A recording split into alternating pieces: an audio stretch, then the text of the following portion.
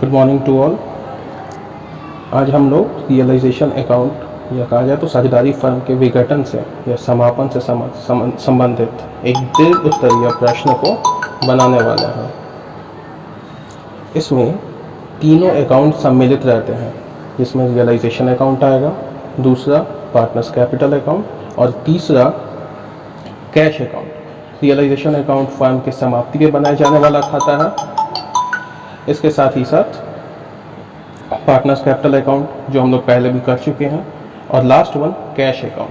Cash account बनाने की आवश्यकता इसलिए रहती है क्योंकि जब फर्म बंद हो जाएगा तो उसके बाद कोई नया बैलेंस शीट की आवश्यकता नहीं होगी, क्योंकि फर्म के बंद होने पर सभी पार्टनर्स अपने अपने कैश को प्राप्त कर लेते हैं और वो बिजनेस हमेशा के लिए ही खत्म हो जाता है। तो यहाँ पे हम एक ऐसे प्रश्न को ले रहे हैं जिसमें तीनों तरह के अकाउंट सम्मिलित हैं। तो यहाँ पे बुक में, मेरे पास जो बुक है उसमें हम क्वेश्चन नंबर 25 को ले रहे हैं। मे बी आपके बुक में वो क्वेश्चन नंबर अलग नंबर से दिया हुआ हो, 26 पे हो या 27 पे हो। पुराने बुक में कम नंबर पे भी हो सकता है, या प्रश्न की संख्या अलग भी हो सकती है, या फिर ये प्रश्न आपके बुक में नहीं भी हो सकता है, लेकिन आप इससे समझ सकते हैं और दूसरे संबंधित बुक को भी रेफर कर सकते हैं। तो यहाँ पे क्वेश्चन नंबर 25 यहाँ कहता है, रवि तथा मोहन एक फर्म में साझेदार थे जो लाभों को 3:2 के अनुपात में विभाजित करते थे। 1/3/2017 को फर्म का समापन हो गया। उस तिथि को फर्म का स्थिति विवरण अग्रलिखित है। यहाँ पे देखते हैं तो बुक में एक बैलेंस शीट भी दिखाया गया है। आगे एडजस्टमेंट पार्ट कहता है, भवन को 4.5 लाख रुपए में बेचा गया तथा स्टॉक को 2 लाख में बेचा गया। लेनदारों को उनके खातों को पूर्णतः चुकता करने के लिए 2,40,000 का भुगतान किया गया है। फर्म के पास 2 लाख की एक संयुक्त जीवन बीमा पॉलिसी थी जिसका समर्पण मूल्य 90,000 में किया गया है। संयुक्त जीवन बीमा पॉलिसी पर देय वार्षिक प्रीमियम को लाभ हानि खाते के नाम में लिखा जाता है। वसूली खाता, रोकड़ खाता तथा साझेदारों के पूंजी खाते तैयार कीजिए। तो यहाँ पे हम देखते हैं कि यहाँ पे तीनों मुख्य खातों को बनाने की बात की गई है। इसी के लिए इस प्रश्न को मैंने प्रेफर किया है। अब यहाँ पे एक टर्म आया हुआ है, संयुक्त जीवन बीमा पॉलिसी। आप लोगों के भी घर में आप लोगों के पेरेंट्स, भाई बहन या खुद आपका भी जीवन बीमा खुलवाया गया होगा, लाइफ इंश्योरेंस खुलवाया गया होगा। 11th क्लास के बिजनेस स्टडीज में हम लोग जीवन बीमा के बारे में पढ़ चुके हैं। यह जीवन को सुरक्षित रखने के लिए कराया गया एक बीमा है। जीवन बीमा में मुख्यतः यहाँ पे हम लोग जीवन बीमा करवाते हैं तो कहा जाता है कि जब ये मैच्योरिटी पे होगा तो 5 लाख रुपए मिलेंगे, 10 लाख रुपए मिलेंगे, ऐसा टर्म आता है और हमें साल दर साल इसके प्रीमियम का या कहा जाए कि कुछ पैसों का भुगतान करना पड़ता है। लेकिन अगर समय से पहले इसको हम लोग तोड़ देते हैं या इसमें से पैसे निकाल लेते हैं या इसको बंद कर देते हैं तो हमें समर्पण मूल्य प्राप्त होता है। वो मूल्य जो हमें मैच्योरिटी के पहले प्राप्त हो रहा है। तो बेसिकली यहाँ पे तो फर्म बंद हो जा रहा है, तो किसी भी फर्म का बंद होने का कोई निश्चित समय नहीं होता है। हो सकता है कि फर्म 3 महीना बाद बंद हो जाए, 6 महीना बाद बंद हो जाए। तो इसी के लिए जब भी प्रश्न में जीवन बीमा मूल्य लिखा हुआ हो और वहाँ पे समर्पण मूल्य का जिक्र किया हुआ रहे तो हम जीवन बीमा के मुख्य पैसे मीन्स 2 लाख रुपए को उपयोग में नहीं लाएंगे, बल्कि जो समर्पण मूल्य लिखा हुआ है 90,000 रुपए, इसका प्रयोग करेंगे। अब हम इसके सॉल्यूशन पे आते हैं। तो सबसे पहले रियलाइजेशन अकाउंट बनाया गया है। रियलाइजेशन अकाउंट देख रहे हैं तो इसका फॉर्मेट एक जनरल फॉर्मेट की तरह है, जिसमें पर्टिकुलर अमाउंट लिखा हुआ है, डेबिट एंड क्रेडिट। यहाँ पे अमाउंट भी लिख सकते हैं या अमाउंट की जगह पे आजकल हम लोग के देश में अमाउंट के स्थान पे या रुपए के स्थान पे जिस सिंबल का प्रयोग किया जाता है उस सिंबल को यहाँ पे मैंने दर्शाया हुआ है। तो बनाने का तरीका देखिए, बुक में अगर देखा जाए तो बहुत सारे बुक में अलग अलग राइटर्स के, ऑथर्स के अलग अलग मेथड्स दिए गए हैं, लेकिन बेसिकली सिंपल ट्रिक देखा जाए तो बनाने के क्रम में अगर हम क्वेश्चन को फिर से एक बार ध्यान से देखें, यहाँ पे है तो देखते हैं कि लायबिलिटीज और एसेट्स 2 पक्ष दिए गए हैं, जैसा कि बैलेंस शीट में होता है। लायबिलिटीज के अमाउंट एक तरफ लिखे हुए हैं, एसेट्स के अमाउंट दूसरी तरफ लिखे हुए हैं। तो बेसिक देखें, हम लोग को यहाँ पे रियलाइजेशन अकाउंट बनाना है, पार्टनर्स कैपिटल अकाउंट बनाना है और कैश अकाउंट बनाना है। तो सबसे पहले आप देखते हैं, पीछे से शुरू करते हैं, कैश अकाउंट। कैश अकाउंट के लिए यहाँ पे कैश का बैलेंस दिया गया है। पार्टनर्स कैपिटल अकाउंट के लिए पार्टनर्स के इंडिविजुअल कैपिटल्स भी दर्शाए गए हैं। बाकी जो चीज़ बच जाता है जैसे लोन, क्रेडिटर्स, भवन, स्टॉक, ये चीज़ें हो जाएंगी रियलाइजेशन अकाउंट की, जिससे हम लोग क्या कर देंगे, जैसे कि स्टॉक दिया हुआ है, बिल्डिंग है, ये एसेट्स है, तो एसेट्स को बेच देंगे। और दूसरी तरफ में देखते हैं लाइबिलिटीज़ में लोन, क्रेडिटर्स, लोन लिए हैं, किसी से कर्ज लिए हैं, किसी से उधार सामान खरीदे हुए हैं, तो फर्म को बंद करने के समय नियम क्या होता है कि हमें उनके कर्जों को या जो उधारी खरीदे हुए हैं उसका भुगतान कर देना होगा। यहाँ पे एक टर्म दिखाता है प्रॉफिट एंड लॉस अकाउंट, ये चीज़ एसेट साइड लिखा हुआ है। इट मीन्स आप लोग 11th क्लास के भी फाइनल अकाउंट में ये चीज़ पढ़ चुके हैं। अगर एसेट अकाउंट, एसेट साइड में कोई प्रॉफिट एंड लॉस दिखाता है या रिजर्व दिखाता है तो वो एक तरह का घाटा होता है, जिसे हम लोग क्या करते हैं, पार्टनर्स कैपिटल अकाउंट में बांट देंगे। किस तरफ में, डेबिट या क्रेडिट, ये लॉस है तो इसको हम लोग डेबिट साइड में दिखा देंगे। ठीक वैसे ही अगर लाइबिलिटीज साइड में रिजर्व या प्रॉफिट एंड लॉस लिखा जाता तो वो प्रॉफिट को दिखाता, जिसे हम लोग पार्टनर्स कैपिटल अकाउंट में क्रेडिट साइड में बांट देते हैं। तो अब सॉल्यूशन पे आते हैं। तो जैसा कि मैंने बताया क्वेश्चन में जो बैलेंस शीट दिया गया था वहाँ पे एसेट्स के भी जिक्र थे और लाइबिलिटीज के। तो जो भी एसेट्स थे उसको मैंने पहले डेबिट साइड लिख दिया है। अब ध्यान से देखिए, तो बैलेंस शीट में बिल्डिंग को दिखाया गया था, बिल्डिंग को लिख दिया और उसके अमाउंट को दर्शा दिया गया। स्टॉक लिखा हुआ था, स्टॉक लिख दिया, उसके अमाउंट को दर्शा दिया। लाइबिलिटी साइड में लोन, क्रेडिटर्स लिखा गया था, क्रेडिटर्स लिख दिए, उसके अमाउंट को लिख दिए, लोन लिख दिए और लोन का अमाउंट लिख दिया गया ना। अब हम लोग अगर क्वेश्चंस के एडजस्टमेंट पार्ट को देखते हैं तो यहाँ पे कहता है कि भवन को 4,50,000 रुपए में क्या कर दिया रहा है, बेच दिया जा रहा है, और स्टॉक को 2 लाख रुपए में बेच दिया गया ना। बेचने का एंट्री 11th क्लास में आप लोग पढ़ चुके हैं, कोई भी चीज को बेचते हैं तो कैश अकाउंट टू सेल्स, यही इसका नॉर्मल जर्नल एंट्री होता है, कैश टू सेल्स। तो बेच रहे हैं तो कैश में पैसे प्राप्त हो रहे हैं, तो बाई कैश बिल्डिंग 4,50,000 रुपए इनर कॉलम में, स्टॉक 2 लाख रुपए, और दोनों का टोटल अमाउंट साइड में निकाल के लिख दिए 6,50,000। वैसे ही प्रश्न में देखते हैं तो आगे लिखता है लेनदारों को उनके खातों को पूर्णतः चुकता करने के लिए 2,40,000 रुपए का भुगतान कर दिया गया। भुगतान कर रहे हैं मीन्स पैसा क्या हो रहा है, जा रहा है।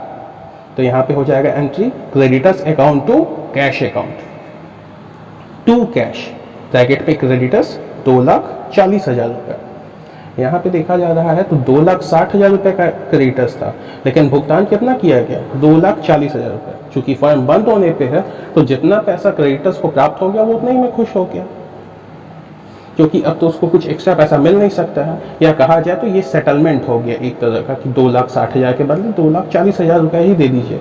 फॉर एग्जाम्पल जैसे हम लोग दुकान में जाते हैं सामान खरीदने के लिए, 268 रुपए का सामान हो तो दुकानदार कहता है हटाइए ना 250 रुपये दीजिए। तो ये कुछ उसी तरह का सिस्टम है।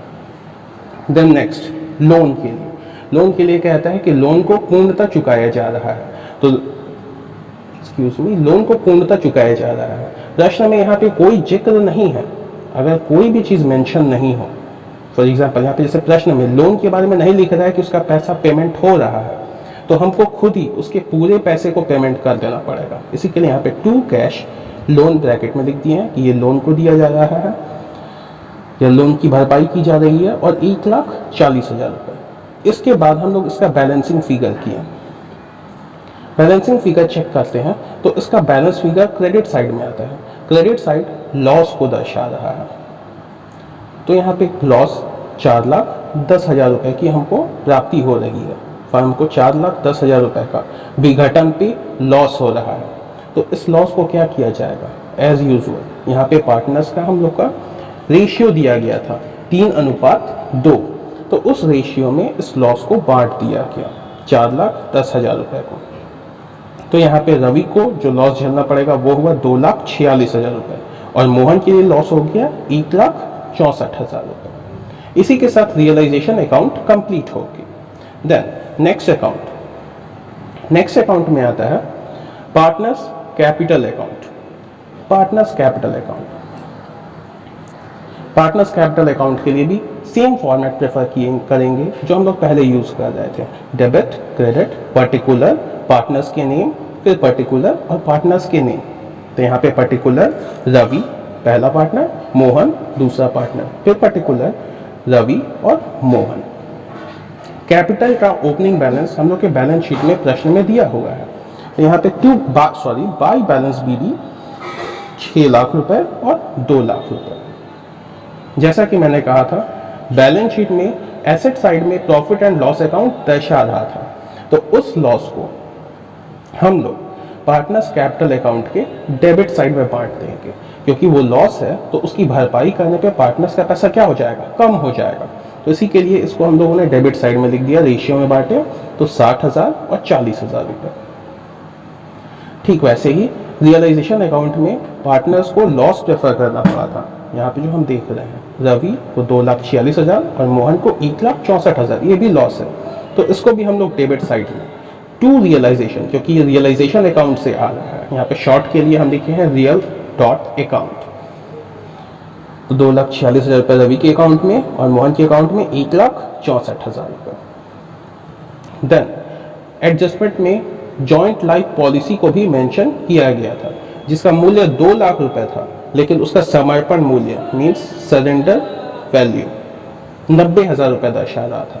तो ये जब जॉइंट लाइफ पॉलिसी हम लोग बंद करते हैं तो हमें पैसों की प्राप्ति होती है, तो जब पार्टनर पैसे प्राप्त करेंगे तो उनका कैपिटल का वैल्यू इंक्रीज होगा। तो इसी के लिए इस अमाउंट को हम लोग क्रेडिट साइड में उनके रेशियो में बांट देंगे। तो अगेन 90,000 रुपये को 3:2 में बांटा जाए तो 54,000 और 36,000 रुपये। इसी के साथ हम लोग इसका बैलेंसिंग फिगर निकालते हैं। चूंकि हम लोग फर्म का विघटन देख रहे हैं, तो यहाँ पे फर्म बंद हो जाएगा तो बैलेंस शीट बनने वाला नहीं है। बैलेंस शीट बनाना रहता तो हम यहाँ पे कैश की जगह पे टू बैलेंस CD लिखते हैं, मीन्स कि वो कैरी फॉरवर्ड होगा। लेकिन अब कैरी फॉरवर्ड होने का यहाँ पे बात नहीं है, क्योंकि फर्म बंद हो रहा है। तो जब फर्म बंद हो जाएगा तो सारा एडजस्टमेंट कैश में किया जाएगा और बैलेंसिंग फिगर को निकालते हैं तो उसके अमाउंट को हम लोग बैलेंस में कैश में करेंगे। तो यहाँ पे रवि को फर्म बंद होने पर 3,48,000 रुपये मिलेंगे और मोहन को 32,000 रुपये की प्राप्ति होगी। देन नेक्स्ट अकाउंट, जो लास्ट अकाउंट आएगा, कैश अकाउंट। कैश अकाउंट का फॉर्मेट आप लोग सभी को ही जानते हैं, particular amount, debit and credit. Question की बैलेंस शीट में हम लोग को कैश का ओपनिंग बैलेंस दिया गया था 20,000 रुपये, यहाँ पे हमने उसको मेंशन कर दिया ना। अब हम लोग यहाँ पे जो कैश के एडजस्टमेंट एंट्रीज हुए हैं, बेसिकली कैश का एंट्रीज हम लोग के रियलाइजेशन अकाउंट में देखने को मिला है। रियलाइजेशन अकाउंट में हमने एसेट्स को बेचा था तो पैसे प्राप्त हुए थे। ठीक वैसे ही जब हम लोगों ने लाइबिलिटीज का भुगतान किया था तो पैसे क्या हो गए थे, हमारे पास से चले गए थे। तो जब एसेट्स बेचे गए, जैसा कि हम लोग यहाँ पे देख रहे हैं, बिल्डिंग और स्टॉक को बेचा गया तो हमें टोटल कितना पैसा मिल रहा है, 6,50,000 रुपये। तो इससे कैश का बैलेंस क्या हो जाएगा, इंक्रीज हो जाएगा। इसी के लिए डेबिट साइड में टू रियलाइजेशन अकाउंट 6,50,000 रुपये। ठीक वैसे ही रियलाइजेशन अकाउंट के डेबिट साइड में क्रेडिटर्स और लोन का भुगतान किया जा रहा है, तो भुगतान हो रहा है तो कैश का बैलेंस ऑटोमेटिकली कम हो जाएगा। इसी के लिए क्रेडिट साइड में बाय रियलाइजेशन अकाउंट क्रेडिटर्स 2,40,000 और लोन 1,40,000, टोटल 3,80,000 रुपया हुआ ना। एक चीज एडजस्टमेंट में जो दिया गया था, जॉइंट लाइफ पॉलिसी, इसमें पार्टनर्स को कैश प्राप्त हो रहे हैं, तो इसका भी डबल एंट्री देखते हैं। पार्टनर्स को जॉइंट लाइफ पॉलिसी का पैसा प्राप्त हुआ था तो हम लोग उसके अकाउंट में क्या कर दिए थे, क्रेडिट कर दिए थे। ठीक इसके विपरीत एक जगह क्रेडिट हो गया है तो दूसरा पक्ष कैश अकाउंट में कैश के वैल्यू को इंक्रीज कर रहा है, इसी के लिए डेबिट कर दिया गया ना। कैपिटल अकाउंट को देखा जाए तो पार्टनर्स के कैपिटल अकाउंट में पार्टनर्स को अंतिम में फर्म के बंद होने पे रवि को 3,48,000 रुपये प्राप्त हो रहे हैं, रवि को 3,48,000 रुपये प्राप्त हो रहे हैं और मोहन को 32,000 रुपये प्राप्त हो रहे हैं। तो यहाँ पे जो पैसे प्राप्त हो रहे हैं, क्या वो पार्टनर अपने फर्म में छोड़ देगा या लेके चला जाएगा, नहीं, वो अपने पैसे को फर्म से लेके चला जाएगा क्योंकि बिजनेस अब कंटिन्यूअस में नहीं है। इसी के लिए कैश अकाउंट में उस पैसे को पार्टनर्स के द्वारा निकाल लिया जा रहा है। तो बाई कैपिटल अकाउंट रवि अपना 3,48,000 रुपये निकाल लेगा और मोहन अपना 32,000 रुपये फर्म से निकाल लिया। और जब हम इसको बैलेंस करके देखेंगे तो दोनों पक्ष इक्वल आएंगे, 7,60,000। क्लियर है ये? यदि आप इसे संबंधित प्रश्नों को बनाइए, यदि कोई डाउट होगा तो आप पूछ सकते हैं। नेक्स्ट सेशन से हम लोग अकाउंटेंसी के सेकंड पार्ट को मींस शेयर्स एंड डिबेंचर्स के एरियाज को देखना शुरू करेंगे। Thank you.